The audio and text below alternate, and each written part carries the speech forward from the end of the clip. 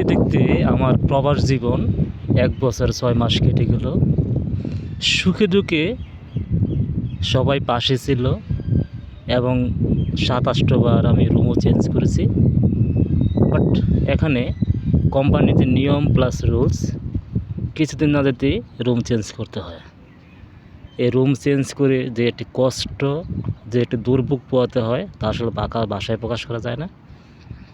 এখানের জীবন খুবই কষ্টকর এবং খাবার দাবার যথেষ্ট পরিমাণ আছে, টাকা পয়সাও আছে, বাট বাড়ির যে একটা রান্না, বাড়ির যে একটা খাবার, ওই রকম স্বাদ এখানে পাওয়া যায় না।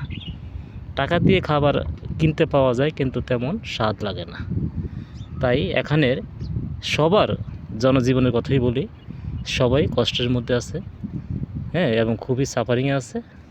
বাট এই সাফারিং থেকে কে কখন মুক্ত হয় একমাত্র আল্লাহই জানে। এবং প্রবাসে এসে সবাই বলে বাড়ির যাওয়ার জন্য, কিন্তু যখন টাকা পয়সার দিকে খেয়াল থাকে এবং ফ্যামিলির দিকে খেয়াল থাকে এবং বাড়ি ঘরের দিকে খেয়াল থাকে, তখন আর যেতে তার মন চায় না। শত কষ্ট হইলেও সে এখানে পড়ে থাকে। এমন লোক আছে আমি দেখেছি 30 বছর, 35 বছর, 40 বছর এখানে রয়ে গেছে। বললে ভাই চলে যাব, কিন্তু মাস শেষে যখন বেতনটা পায়, বেতনটা দিয়ে যখন বাড়িতে পাঠায় দেয়, তখন আর যেতে মন চায় না।